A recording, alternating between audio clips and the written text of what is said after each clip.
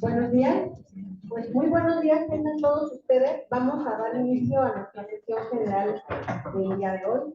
Les pido que estén muy atentos con la información que nos van a proporcionar. Vienen del equipo de salud mental de nivel estatal y nos van a compartir un tema muy importante. Pongan mucha atención. El tema es modelo dinámico de órdenes de riesgo suicida, MODORIS, y lo va a presentar la licenciada en psicología Achairi Denis Mendoza Caballeros. Les démosle un fuerte aplauso y pongan mucha atención, por favor.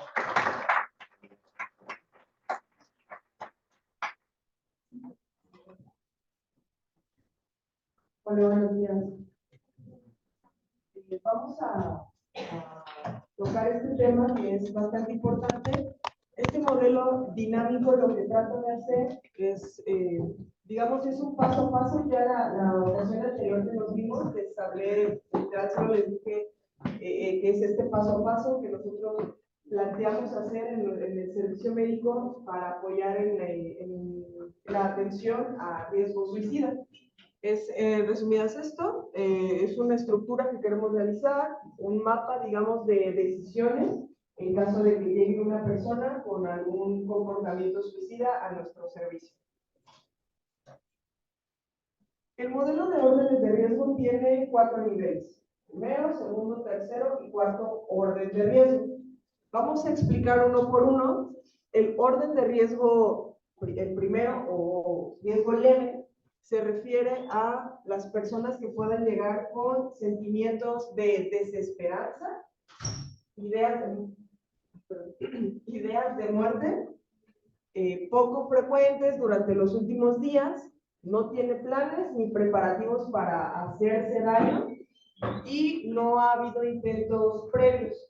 Aquí lo importante es, si revisamos la presentación, lo que está subrayado, lo que está, mejor dicho, un poco más remarcado es ideas de muerte.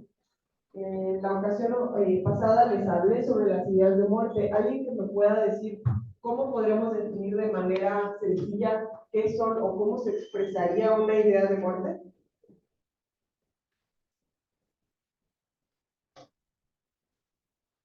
¿No? ¿Nadie? ¿Más o menos?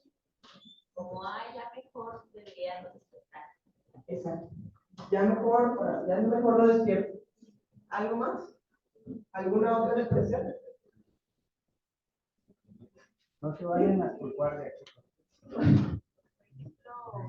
A lo mejor pensamientos recurrentes de si ya no estoy aquí, se acabarían los problemas, ¿no? O estaría esto, ¿no? Sí, exacto. Como esta parte de desaparecer haría que las cosas estuvieran mejor. Hay ocasiones que incluso ni siquiera es para uno mismo, sino para los demás, ¿no? Como esta altruista, ¿no? Como este pensamiento altruista de que si yo no estuviera, la vida de fulanito, de fulanito sería mucho mejor. Entonces, esas ideas de desaparecer para dejar de sufrir o para dejar de hacer sufrir a los demás son las ideas de muerte. Aquí únicamente está planteándose la idea de desaparecer. Ya no está. No hay intención de hacerse daño, ni siquiera la idea todavía. Por eso incluso dice, sin intención de terminar con su vida. En caso de que nosotros detectemos algo así, se puede atender en un nivel comunitario y un primer nivel de atención, que puede ser un centro de salud e incluso el comunitario hay en el PRONAPS, en el Programa Nacional de Prevención del Suicidio, hay una estrategia que se llama grupos GAE, que son grupos de apoyo emocional. En estos grupos se da psicoeducación. ¿Para qué? Para bajar el estigma y ayudar a que la gente pida ayuda. Tal vez una persona con ideas de muerte pueda llegar a psicoterapia. Todavía no es necesario, si solamente presenta estos síntomas o estas expresiones, digámoslo así, probablemente no tengan que llevar todavía a apoyo farmacéutico o psiquiátrico. Bueno, también un segundo orden de riesgo. Lo que podemos nosotros observar en estas personas como condición de riesgo medio es que tienen sentimientos de desesperanza. ¿Qué consideran que es un sentimiento de desesperanza? ¿Cómo podríamos escuchar en un paciente un sentimiento de desesperanza? ¿Sí? Pensar que nada va a mejorar y que siempre va a ser así.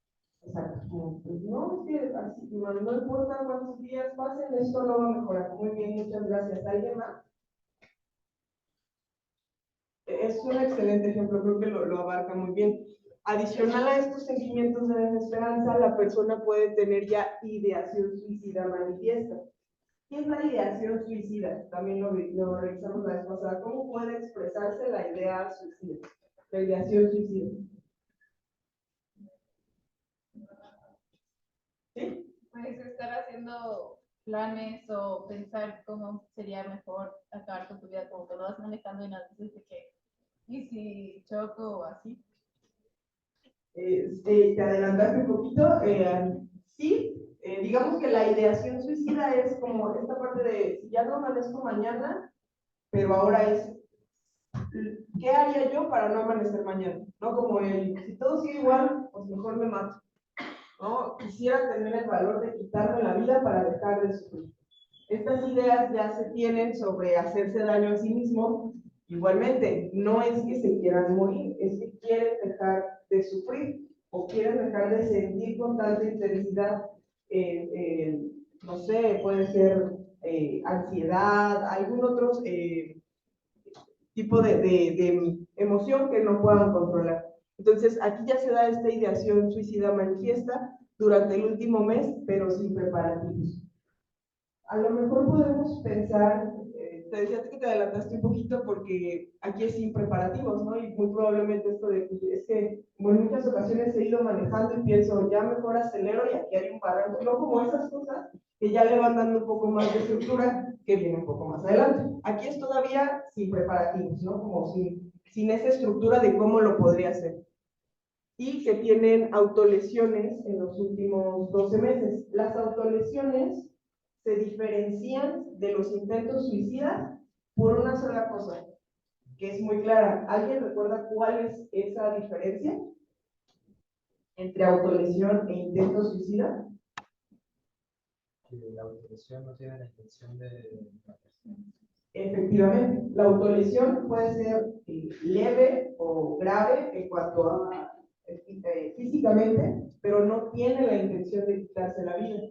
Un intento suicida es con toda la intencionalidad de acabar con la vida. Entonces, eso es importante. Puede que sea un intento muy grave, ¿no? Que se haya tomado pastillas, que le haga una reacción tan fuerte que a lo mejor. Okay.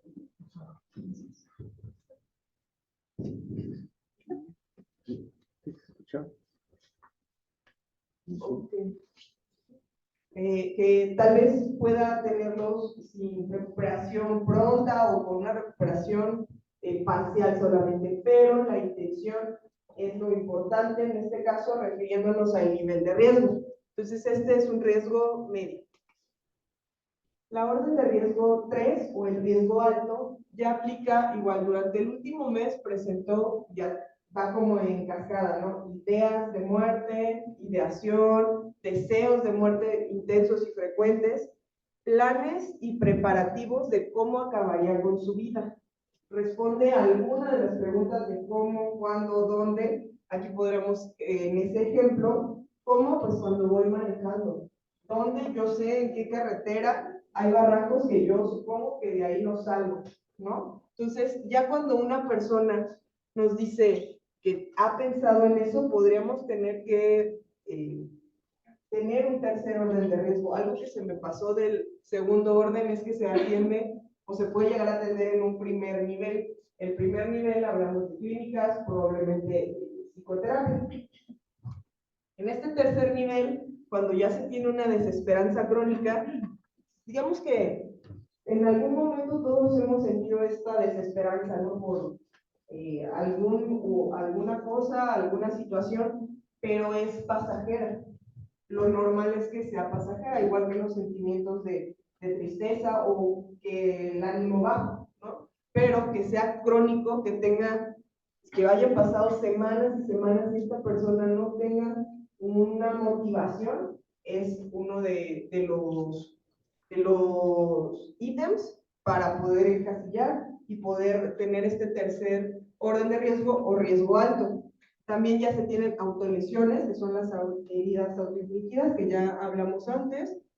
Generalmente aquí son con más severas o algún intento de suicidio. Aquí habla de con o sin intención en los últimos 12 meses. ¿Por qué sin intención? Porque hablamos de heridas autoinfligidas, pero severas, y de intento, que sería con intención.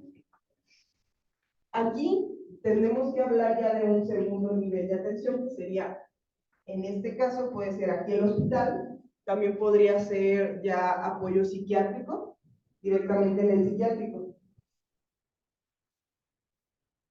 En el cuarto orden de riesgo o condición de riesgo inminente, es donde la persona se ha realizado ya a una autolesión, ya ha generado un intento muy severo o grave, con intención de morir, que requiere un tratamiento médico urgente de alta o baja letalidad. Es importante, ante cualquier intento o comportamiento suicida, lo primero es salvaguardar la vida. Independientemente de si sabemos que esta persona va a tener que ser referida a apoyo psiquiátrico, primero necesitamos atender lo físico. Entonces, si esta persona llega con una intoxicación medicamentosa, lo primero pues va a ser generar el lavado intestinal o lo que se tenga que realizar por parte física. Posteriormente, cuando la persona esté estable, es que vamos a poder intervenir en cuanto a la salud mental. Obviamente, siempre lo primero es salvaguardar la integridad física. Posteriormente, nos dedicamos a referir para su atención en salud mental. También que tenga muchas señales de alarma. Un poquito más adelante vamos a ahondar en cuáles podrían ser las señales de alarma. Aquí ya estamos hablando de un segundo y tercer orden de riesgo. En un segundo y tercer, nivel de atención, que hablamos de hospitales y hospitales de especialidad, que en el caso de Michoacán podemos hablar de psiquiátrico, ¿no? Lo que pasa en ocasiones es que llegan personas o han llegado personas con intentos suicidas al psiquiátrico, pero antes de ir al psiquiátrico tienen que estar en el hospital porque los tienen que regular, estabilizar, gracias, los tienen que estabilizar para posteriormente llevarlos al psiquiátrico. ¿Por qué? Porque en el psiquiátrico no se tiene la capacidad en cuanto a materiales y demás para hacer una estabilización. Entonces, si lo llevan ahí, lo único que va a pasar es que van a remontar al paciente. Entonces va a llegar alguien con una intoxicación y no tiene los instrumentos para poder hacer un lavado y tiene que mandarlo al hospital. Entonces, esto es importante saberlo, por lo menos para saber a dónde dirigir a las personas que tengan una emergencia de este tipo. Aquí, de manera visual diferente, vemos primer, segundo, tercer y cuarto orden de riesgo, en donde se atiende, y bueno, que son más que nada los ámbitos de detección. Va a ser cuando nosotros hablamos con el paciente o con los familiares del paciente. Es decir, incluso mientras les estamos preguntando por qué está aquí, puede que el mismo paciente o el familiar nos dé muchísimos datos. Más adelante, con un caso lo vamos a ejemplificar. Les platicaba que estamos nosotros con un instrumento que queremos implementar para hospitales, centros de salud, que es un díptico, como un librito, que sería la parte de atrás y la parte de adentro, que es donde se tiene los conceptos, que ya es autolesión, ideas de muerte, ideas suicidas. Desafortunadamente nos ha tocado leer notas médicas que son contradictorias. A lo mejor indica una persona que ya está fuera de riesgo llegó con un intento suicida. O sea, no tiene sentido el hecho que no tiene riesgo, pero lo acaban de atender de intento suicida, pero no nos dicen aparte cuál fue el intento, cómo fue. Entonces, es importante que cuando nosotros en una nota médica demos esta información, la demos sobre los mismos conceptos, para hablar el mismo idioma, para que la siguiente persona que lo atienda o que le dé, a lo mejor ya incluso en el psiquiátrico o en psicoterapia, pueda ver de qué se trata, de qué estamos hablando realmente o qué es lo que realmente le pasó al paciente. Hay ocasiones que de verdad tenemos que adivinar qué quiso decir en la nota médica la persona que lo atendió. Otra de las cosas que nosotros ponemos son factores protectores. Los factores protectores, ya lo decíamos, son ciertos factores que dan sostén a estas personas que pueden tener comportamientos suicidas. Por ejemplo, tiene planes a futuro, tiene a quien pedir ayuda, pide ayuda, son algunos de los factores protectores. En los que nosotros generalmente nos podemos centrar más son los factores de riesgo y señales de alarma. Más, en el caso de nosotros que vamos a estar recibiendo a las personas, en las señales de alarma, porque alguien que lo intenta, desafortunadamente por estadística, lo puede volver a intentar. Es muy probable en el primer mes, incluso en los primeros 6 meses, son de vital importancia. Y si pues no es nosotros como médicos que estemos dando un seguimiento, por lo menos enterar a la familia de que es de lo más importante. Por ejemplo, una de las señales de alarma es expresar querer suicidarse. Digo, si lo estamos atendiendo por un intento, puede pasar dos cosas: que esta persona lo vea como que es una nueva oportunidad, o que incluso piense, ni para esto sirve, ¿no? Entonces, depende mucho de nosotros ver qué es lo que esta persona expresa después de atender o después de curar las heridas físicas, ¿no? ¿Cómo es que se expresa de este evento en sí? Que exprese que ya sabe cómo, cuándo y dónde. No, pues ya sé, ya me atendió, pero la verdad es que saliendo de aquí no sé, hay un puente peatonal y no tiene rejas, entonces yo la verdad siento que voy a ir para allá. Hay gente que de verdad lo dice. Podrán pensar, ay, pues sí, muy fácil si me lo dice, pero de verdad hay gente que lo dice y no le prestamos atención o no lo consideramos realmente como algo que vaya a hacer. Muchas ocasiones en parte de los mitos es como, pues es que nomás quiere llamar la atención. Ya lo veíamos con la maestra Maru. Efectivamente, si quiere llamar nuestra atención, pues démosle la atención. Otro de las señales de alarma, expresar continuamente desesperanza, ya lo hablábamos, es normal a veces no tener motivación, pero lo que no es normal es que sea nuestro estado basal, que nunca tengamos motivación para nada. Comenzar a regalar pertenencias. Hay ocasiones que no nos damos cuenta. No sé si han visto un comercial que salió hace poco, se hizo viral, son aficionados de fútbol. Entonces están en la pantalla está grabando ellos dos, está todo el estadio, entonces están muy felices y demás. Y entonces empiezan a ver que la depresión también se ve así, es como el eslogan, y una persona que está muy feliz le pasa su bufanda de equipo al otro y muy feliz y todo. El final es, esta persona no se dio cuenta que estaba regalando sus pertenencias, que le decían, no, esto está bien padre, te quiero mucho, cuando no era lo normal que el otro dijera. Entonces, la depresión y estos señales de alarma no siempre se ven, no están a simple vista, ¿no? Ayer el doctor Osvaldo dijo una frase que me pareció muy bien: hay que escuchar con los ojos, no nada más lo que nos dice, sino lo que estamos viendo. Entonces, por ejemplo, comenzar a regalar pertenencias. Alguien que, no sé, por ejemplo, se la pasaba jugando en su Nintendo, y de repente dice, no, pues ya no lo quiero, me voy a comprar otro, pero ya después te lo regalo. Hay que ver, ¿no? Como, y aparte ha estado triste, ya no sale de casa, no sé, algunas otras cosas de cambio de comportamiento que nosotros podamos ver, es donde podemos empezar a lo mejor a preguntar cómo te sientes, estás bien, necesitas algo. Es donde nosotros podemos, digamos, en un ámbito, a lo mejor ya no tanto médico, pero personal, ¿no? Con nuestros amigos, nuestros compañeros de guardia y demás. Y otros de los más importantes, hacer encargos, regalos, incluso preparativos. Cuando alguien tiene mascotas, que tiene decir, bueno, si me pasa algo, tú cuidarías a mis gatos, ¿no?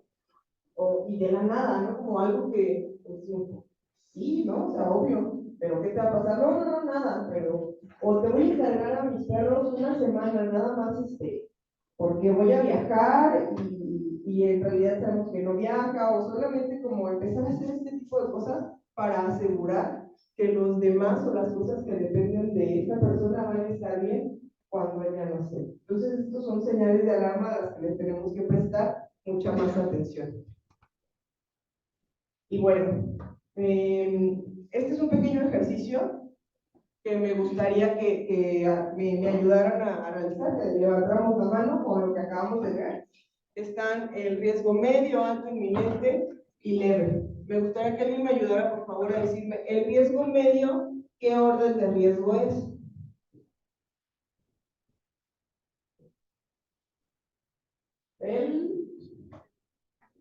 El segundo, el riesgo medio es el segundo. ¿Y por qué se caracteriza?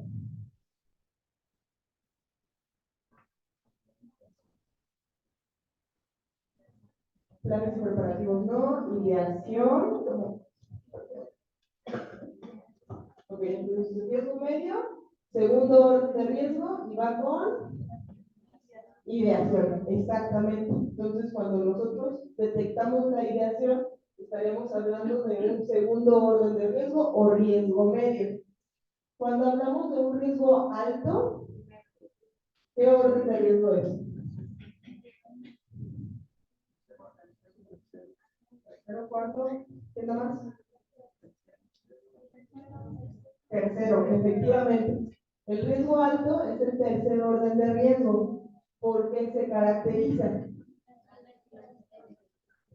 Ideación suicida, ¿qué más? Ideas de muerte. Ya escuché la respuesta correcta. Sería riesgo alto, tercer orden de riesgo, planes y preparativos de cómo podrían consumar o realizar un intento. Cuando hablamos de riesgo inminente, ¿qué orden de riesgo es? Cuarto, efectivamente, riesgo inminente cuarto. ¿Y cuál es lo que lo caracteriza? El intento, efectivamente, es un riesgo inminente, es el riesgo o el orden de riesgo más alto por un intento de suicidio. Y pues el riesgo leve, que sería ¿cuál? El primer orden de riesgo, y podemos estar hablando ideas de muerte. Efectivamente, es así como lo estaríamos, la que será la respuesta correcta. Entonces ya nos queda un poquito más claro de cómo podemos generar o cómo podemos identificar en qué orden de riesgo se encuentran las personas que podemos llegar a atender. Ay, perdón. Avísenme. Bueno, adicional, vamos a hablar de manera rápida de lo que es la gestión de casos. No sé si lo han escuchado en algún momento. Esta gestión de casos lo que tiene como objetivo específico es, digamos que en resumidas cuentas, que no estemos peloteando a los pacientes. Que nosotros al identificar qué es lo que necesita y qué es lo que quiere, podamos, a lo mejor llega aquí y no es aquí donde lo tenemos que atender, pero no lo vamos a mandar a otro donde tampoco lo tienen que atender. La gestión de casos es que nosotros refiramos a donde nos haya llegado al lugar correcto donde lo van a atender. La referencia se hace cuando llegan con nosotros y nos damos cuenta que no tenemos los medios para atenderlo, ya sea los medios de personal o los medios de materiales. Entonces lo que hacemos es mandarlo a donde sí se puede atender. Esa es la referencia. La contrarreferencia sería la respuesta del especialista donde lo mandamos. Va a haber ocasiones, por ejemplo, que nosotros mandemos al psiquiátrico. El psiquiátrico va a atender a esta persona, tiene su tratamiento y la idea o lo ideal sería que estas personas nos dieran una retroalimentación. Incluso esos pacientes a veces vuelven porque ya se atendió. Ese volver ya con la atención del hospital especializado, esa es la contrarreferencia. Es muy sencillo en realidad. Bueno, en lo que, no sé si vieron, en el cuarto orden de riesgo, viene la activación del código 100. Cuando pasa esto, que hay un intento, que nos llega un intento interrumpido, se activa el código 100. El código 100 es esta alarmita que nosotros vamos a poner en los casos para que las personas que los atiendan en lo consecuente sepan que esta persona viene por un intento suicida. Ya les decía anteriormente, ¿por qué no ponerle el código suicida y ya? Por el estigma. Todavía en la rama médica hay muchísimo estigma sobre las personas que llegan a presentarse con un intento suicida o con autolesiones. Hemos escuchado barbaridades que les dicen como, señor, si quiere matarse, yo le digo, ¿cómo? ¿Eso qué? ¿No? O señor, no me quita tiempo, hay gente que sí quiere vivir. Eso para una persona que no es que quiera dejar de vivir, sino que quiere dejar de sufrir, pues es echarle más leña al fuego, ¿no? Entonces hay que ser sensibles a esto y parte de eso es tener un código especial que no los revictimice, ¿no? Como el código suicida, o ahí viene el suicida, o luego nos decían en la vez pasada del legalistas de medicamentos, algo así. Entonces, esas cosas, para eso hay un código, ¿no? Entonces está el código 100 de una persona que llega por un intento o con algún comportamiento suicida. Es bien importante saber que el retraso diagnóstico terapéutico agrava la situación. Este es algo tiempo dependiente. Mientras más tiempo tardemos en identificar cómo atender un comportamiento suicida, más probable es que se dé otro intento o que tuvo nada más una idea de muerte o una ideación, lo lleve a la acción. Hay muchas estrategias que nosotros podemos seguir para apoyarlos, digo, a lo mejor incluso como no profesionales de la salud mental, sino solamente, pues incluso, digamos, como por ejemplo, plan de seguridad lo activan o lo generan las trabajadoras sociales también, no nada más la rama médica, también las trabajadoras sociales nos pueden ayudar con esta información. Aquí está muy resumido, literal, solamente son los pasos, porque es otra capacitación completa. Es restringir, reducir el acceso a medios dentales, generar estrategias de solución no suicidas, reducir los factores de riesgo. Va a haber muchas ocasiones que esto va a ser muy complicado, lo sé, pero hay ciertas estrategias que podemos seguir.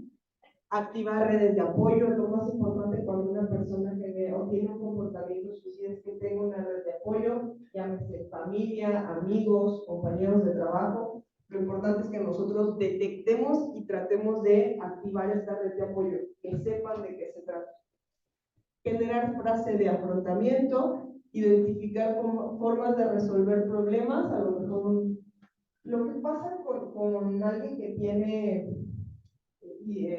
comportamiento suicida o que ya ha pensado en quitarse la vida es que tiene una visión de túnel, entonces no ve soluciones diferentes a eso.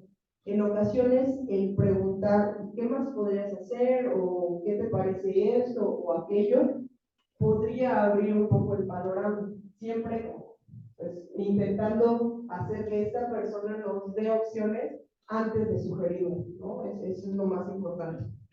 Y pues generar un compromiso para mantenerse con vida. Les digo, este es solamente el checklist de cuáles son los pasos. Hay una capacitación específica del plan de seguridad. Hay una carta de sensibilización que le damos a la red de apoyo cuando llega con nosotros. Generalmente la persona que tiene un comportamiento, un intento, puede llegar por sí mismo, puede llegar por familiares, por vecinos, por amigos, puede llegar por el CRUM, el Centro de Urgencias Médicas. Entonces, si llega o cuando ya lleguen las personas por la persona o por el paciente, les podemos dar esta carta. La carta lo que les dice en resumidas cuentas es: tú como persona que estás cerca de alguien que tuvo un comportamiento suicida, eres vital. El hecho de que tú estés presente nos ayuda, ¿no? Entonces, no la vamos a leer, no es tan larga, pero lo ideal, el hecho de que una persona que está junto a alguien que tiene comportamiento suicida esté consciente de que puede hacer algo, es bien importante. Ya después hablaremos de los cuidadores, que es otro tema, ¿no? De quién cuida a los cuidadores, porque también es importante pensar en la salud mental de quienes acompañan a quienes tuvieron un intento. Y otra estrategia es una tarjeta cortafuegos que podemos llenar con el paciente ya que esté estable. Obviamente no vamos a estar ahí como de señor, despiértese y lléveme esta tarjeta. Obviamente es ya que esté estable. Estos más breves. ¿Quién forma parte de mi red de apoyo? Que son las personas que puedo buscar para disminuir mi malestar emocional. Esta persona tendrá que llenar yo, Denise Mendoza, en el momento en el que observe mis propias señales de alarma que me dicen que estoy empezando con la ideación de suicidio. Incluso hay personas que hasta que les preguntamos hacen conciencia de no, sí, cuando me empiezo a morder las uñas y me sangran, sé que va a pasar algo más, sé que ya voy a empezar a pensar o que ya voy a empezar a tener ideación. Entonces, el hecho de que las escriban hace que la próxima vez que lo estén haciendo, lo tengan ya presente. Ya lo escribí, ya recuerdo que cuando estoy mordiendo las uñas es porque estoy con ideación. O lo que sigue es la ideación. Entonces hay que tratar, a lo mejor va a decir, no, es que no sé, bueno, ¿qué le pasó antes de generar el intento? ¿Qué fue lo que hizo antes? ¿Qué fue lo que sintió antes de generar el intento? Entonces, por ejemplo, ¿no? Me empiezo a morder las uñas. Voy a contactar a mis personas de apoyo.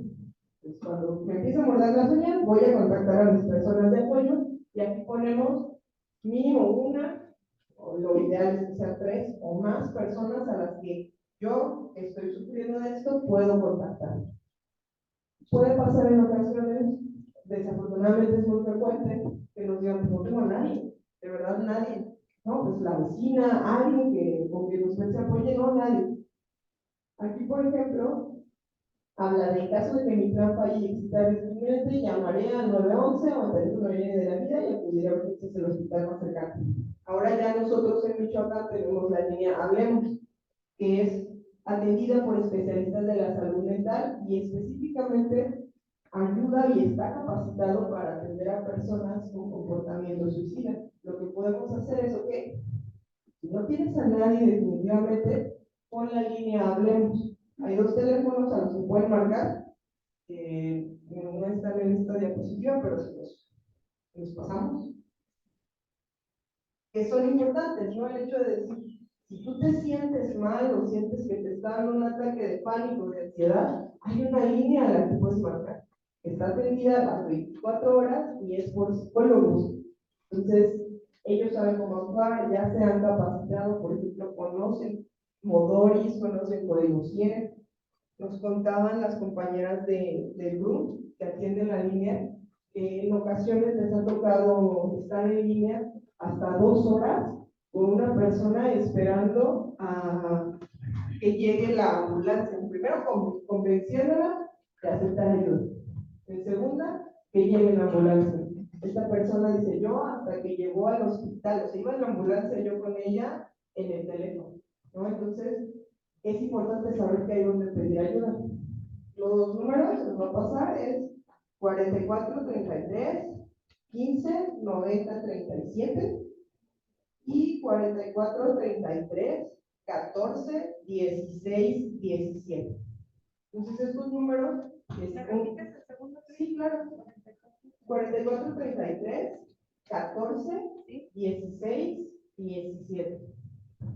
Entonces, en Michoacán tenemos una línea, somos de los pocos estados, me parece que sí hay un par más, que tienen una línea que atiende exclusivamente la salud mental. Entonces, en caso de que algún paciente en algún momento pues, nos refiera algo así, incluso podríamos recomendarle llamar a esta línea. Y bueno, nos va a ayudar el doctor Osvaldo con un caso para dar una ejemplificación con el modelo de órdenes de riesgo.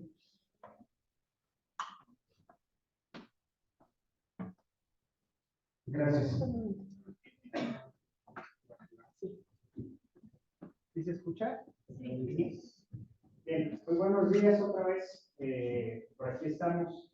No sé, hasta aquí tienen alguna duda, alguna pregunta, los que todavía siguen despiertos. ¿No? Muy bien. Yo nada más ahorita me movió mucho la plática de la compañera. Es decir, por ejemplo, si alguien te llega a decir a ti, ¿sabes qué? vida. O sea, ¿tú cómo actúas? ¿Qué le dices? Porque me pegó mucho lo que dijiste del vecino, de que le dice, no, pues si te quieres quitar la vida, yo te digo cómo. Así no se quita. Pero tú, ¿qué le dirías? ¿Cómo actuarías? Ok, si quieres te contesto. El protocolo que nosotros estamos implementando para quienes no son profesionales de la salud, ¿no? Y particularmente quienes no son profesionales de la salud mental, es la implementación de los primeros auxilios psicológicos. Los primeros auxilios psicológicos tienen principios básicos, ¿sí? Honestamente no recuerdo ahorita el listado de los principios básicos, pero uno que es esencial es observar. ¿Cuál es la situación? ¿Qué está pasando? Escuchar activamente, no juzgar. Me están contando, no me están pidiendo mi opinión. Eso es bien importante, ¿sí? Hablar muchas veces desde la propia experiencia. Como ya les habíamos comentado, todos hemos vivido un momento, una circunstancia, ante la pérdida de un familiar, ante una frustración, ante X, Y o Z, ya no quisiera estar, ¿no? ¿Sabes qué? En mi experiencia, yo lo viví así, dice eso. Promover la búsqueda de ayuda, ¿sí? Presentarnos como un espacio seguro para esa persona, ¿sí? Es básico, porque muchas veces estamos listos con la opinión. Por eso quiere suicidar, ¿no? Inclusive de las amigas, por ese papá, ¿no? O por esa situación, mira, tienes todo, ¿no? En los internos, mira, ya llegaste hasta aquí, hasta el internado, ¿cómo te quieres suicidar? Por eso, ¿no? ¿Sí? Entonces, esos serían como los principios básicos. Es toda otra capacitación, y bueno, por ahí, si jefe de enseñanza quiere ir anotando, ya nos estaremos viendo para todas estas otras capacitaciones. Para nosotros era muy importante que ustedes conocieran, ¿no? Y ustedes también, los chicos de internado, se empiecen a sensibilizar con una nueva manera de tratar este tipo de temas, porque normalmente nos da mucho miedo. De hecho, está la idea de, es que si lo pregunto, voy a sembrar la idea. ¿Quién piensa eso?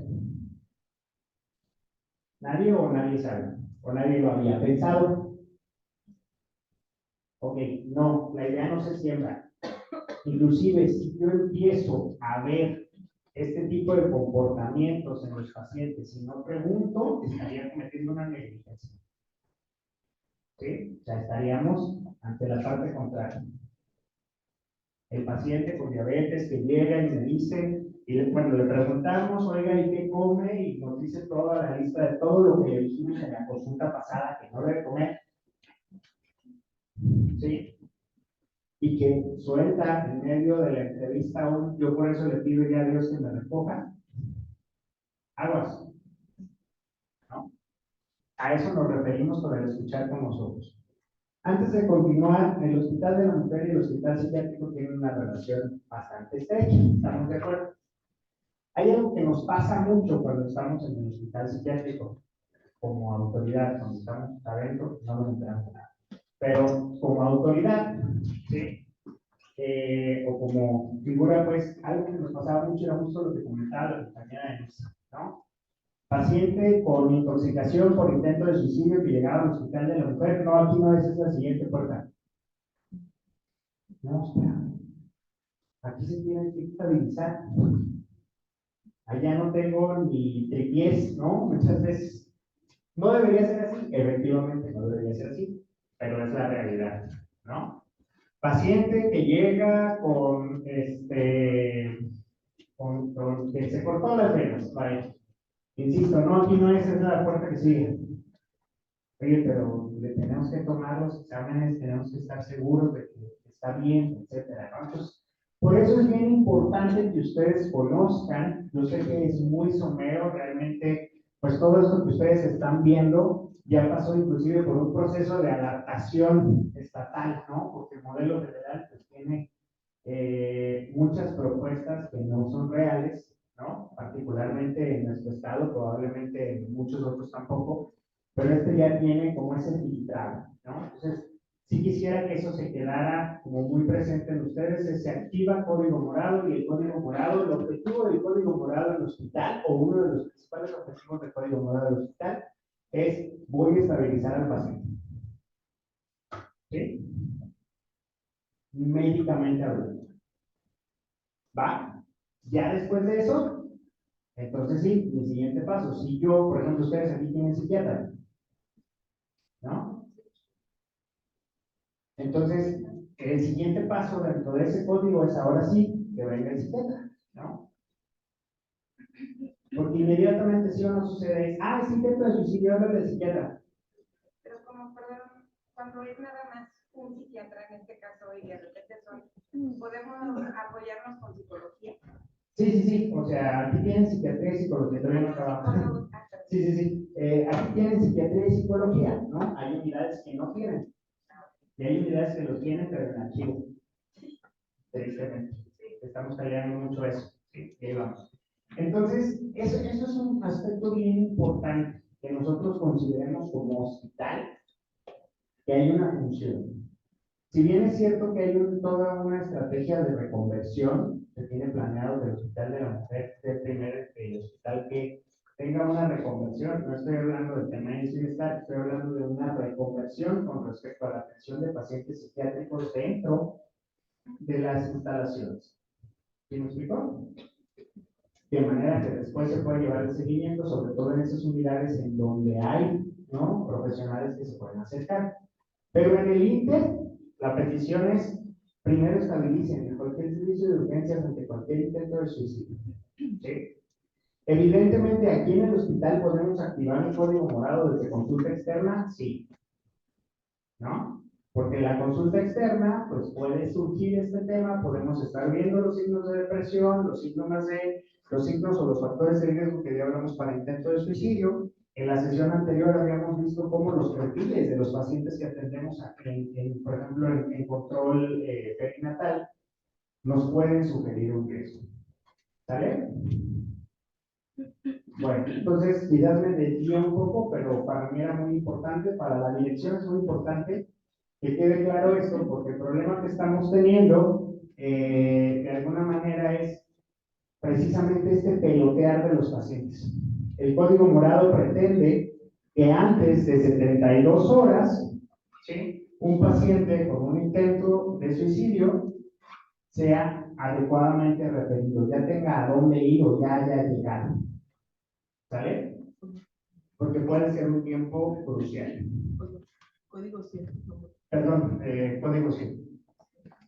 Bien, en este caso, este es un caso que, ¿no?, lo dejamos así, porque, insisto, vimos muchos internos y entonces sí queremos que ustedes se lleven esta idea. Entonces vamos a estirarnos todos, a despertarlos que todavía están dormidos, le dan un codazo al que está al lado, porfa. Yo sé que se siente feo, pero a ver, estírense antes de ver el caso, porque ustedes lo van a contestar. ¿Ya? Muy bien. Fíjense bien, si ustedes recuerdan, habíamos quedado que si nosotros hacemos un verdadero análisis de la ficha de identificación, ¿no?, datos que normalmente llenamos y a los que pocas veces les volvemos a hacer caso, podemos tener mucha información. ¿Sí? Aquí tenemos una mujer de 19 años, desempleada hace 2 meses, originaria y residente de Zitácuaro, Michoacán, escolaridad preparatoria, religión católica, no practicante. ¿Qué factores de riesgo verían ahí?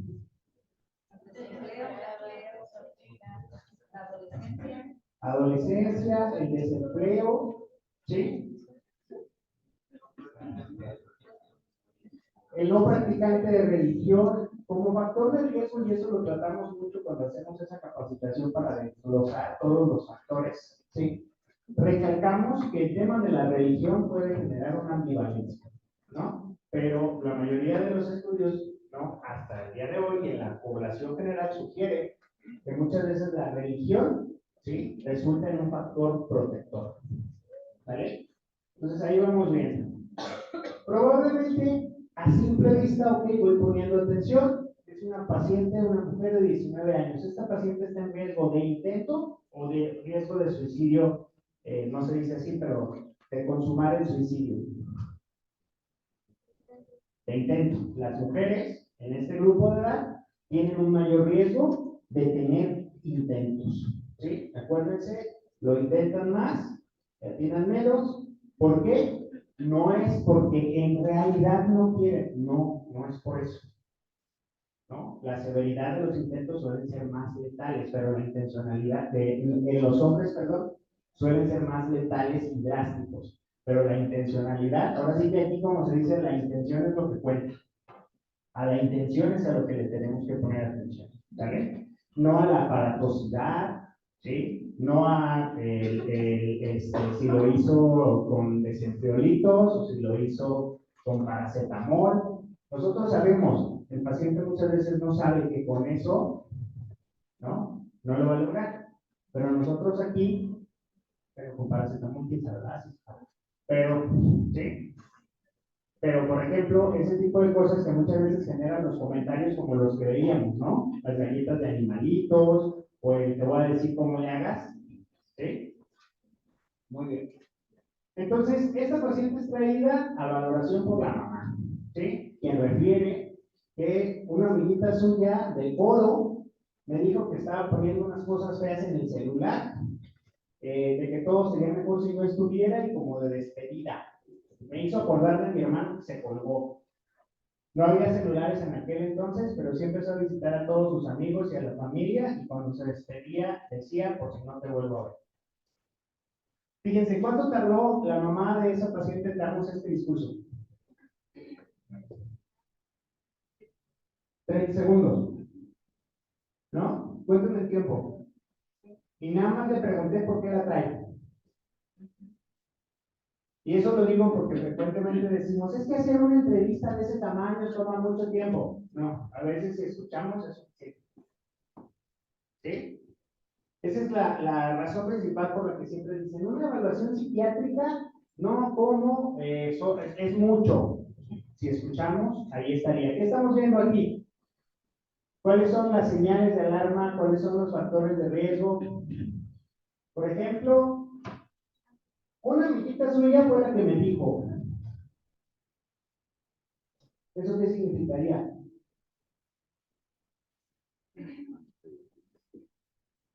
Red de apoyo.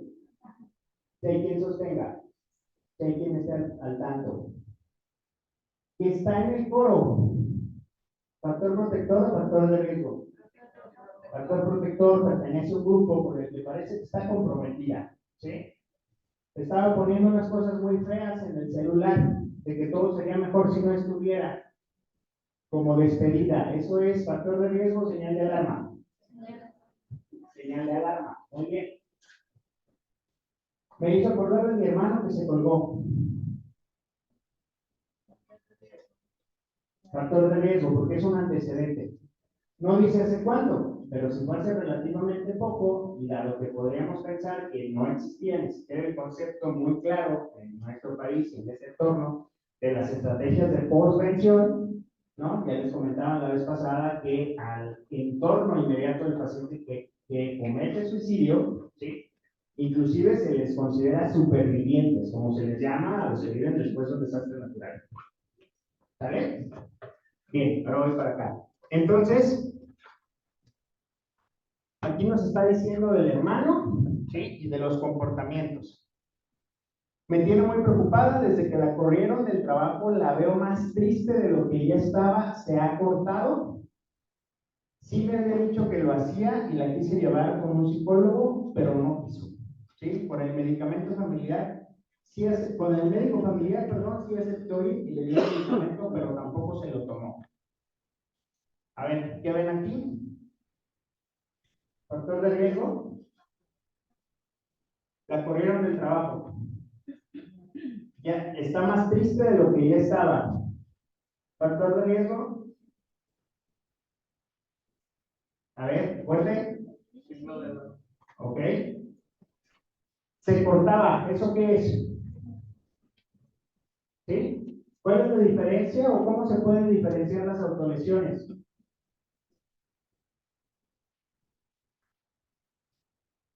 Las autolesiones pueden ser una estrategia desregulada, obviamente, de gestión emocional, ¿no? Lo que comentábamos. Y muchas veces las autolesiones tienen esa intención, ¿sí? De cierta regulación emocional. A veces los pacientes lo describen como Es que me estoy sintiendo muy mal y si me corto ya lo estoy sintiendo aquí nada más. ¿Sí? De hecho, la historia típica de nuestras jovencitas, jovencitos hoy también, aunque cada vez es menos visible, que se cortan es, pasó algo, se frustran, se enojan, se entristecen, van, se cortan y salen muy contentos. Bueno, no muy contentos, pero salen tranquilos, porque focalizaron. ¿Se querían matar? ¿Todos los que se cortan se quieren matar? ¿Todos los que están deprimidos se quieren matar? ¿Se pueden matar gente que no estaba deprimida? Sí. Hay que quitarnos esa idea en donde solamente suicidio se asocia a depresión. No, hay muchas otras circunstancias. ¿Vale? Bien. No quiso tomar el medicamento, eso es otro factor de riesgo porque no está teniendo seguimiento. ¿Cuánto tiempo está? Ah, perdón. No vamos a acabar, pero la paciente menciona, nada me sale, estaba en la prepa y por fin la terminé. Era muy pesado estar ahí, me molestaba mucho por mi peso. Otro factor de riesgo. Cuando entré a trabajar pensé que todo mejoraría, no me duró el gusto, me pasa seguido, cuando pienso que lo logré, algo desaparece. Solo me falta que se muera mi perrito que ha estado enfermo, pero si él se va ahora sí me voy con él, ya no le haría falta a nadie. Bueno, mi abuelita, ella me preocupa y también me ha detenido, ¿no? ¿Sale? ¿Se fijan entonces cómo aquí también hay otro estándar, ¿no? Mi mamá me ha llevado a buscar ayuda, pero no me he sentido cómoda, si quisiera platicar con alguien. Cuando platico con mi tía me siento más tranquila y me animo, pienso que sí puedo salir adelante y estudiar mi carrera de contadora. ¿Hay desesperanza? Sí. Pero está ambivalente, ¿no? Porque todavía ve la posibilidad de estudiar su carrera de contadora. Yo sé que hay muchos detalles que para quienes somos profesionales de la salud mental cachamos más rápido, pero estos otros realmente, los que hemos estado ejemplificando, son tan difíciles de cachar. Necesitamos poner atención. De hecho, ahí cuando se acercó con el médico familiar era una oportunidad de canalizarla con un especialista. Exacto. Nada más le dio un medicamento. Solo le dio el medicamento. Entonces, por ejemplo, si aquí nosotros nos quedamos con esta parte del caso, ¿qué nivel de riesgo tendría?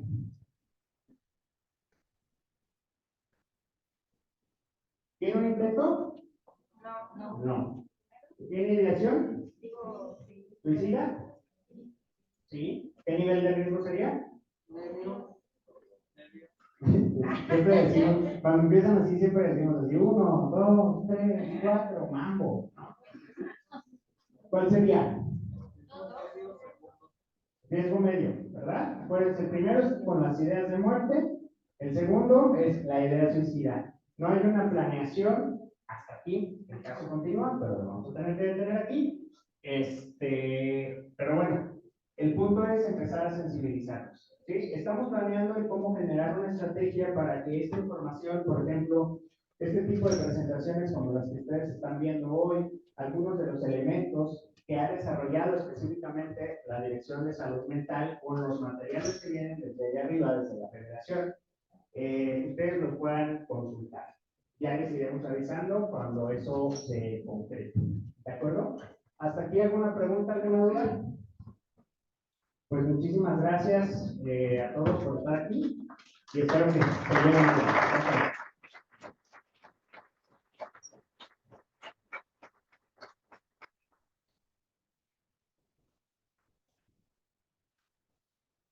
Gracias. ¿Alguna pregunta, comentario, inquietud? ¿Ninguna? ¿Están en el Yacitur? No, nosotros estamos en la Dirección de Salud Mental. Su servidor, yo soy el encargado de enseñanza y capacitación de la dirección. Tales a distintas direcciones. La licenciada Chaire Denise es la encargada de este modelo, ¿no? De este modelo de Modois Código 100 que viene desde la Federación. ¿Vale? Y pues de estar implementándolo. Estamos picando piedra, esa es la realidad. Nos falta muchísimo. ¿Vale? Gracias. Bueno, pues muchísimas gracias por la valiosa participación y toda la información que nos acaban de compartir. Ciertamente estamos aprendiendo, pero seguimos en la línea. Muy agradecida personalmente por todo el interés que tienen con nosotros y por replicar información con los compañeros, sobre todo porque muchos son elementos nuevos, muy jóvenes en el preinternado y en el internado que posteriormente se van a ir a hacer su servicio social y les va a tocar en algunas ocasiones, que va a ser la mayoría, estar solos. Entonces ahorita es el momento de aprender, de agarrar tablas para poderlo aplicar, pero recordando que siempre nos podemos tomar de la mano y hay de quién apoyarnos para referir cuando tengamos alguna duda, que también se vale. Pues muchísimas gracias y entrego la constancia de participación. Gracias.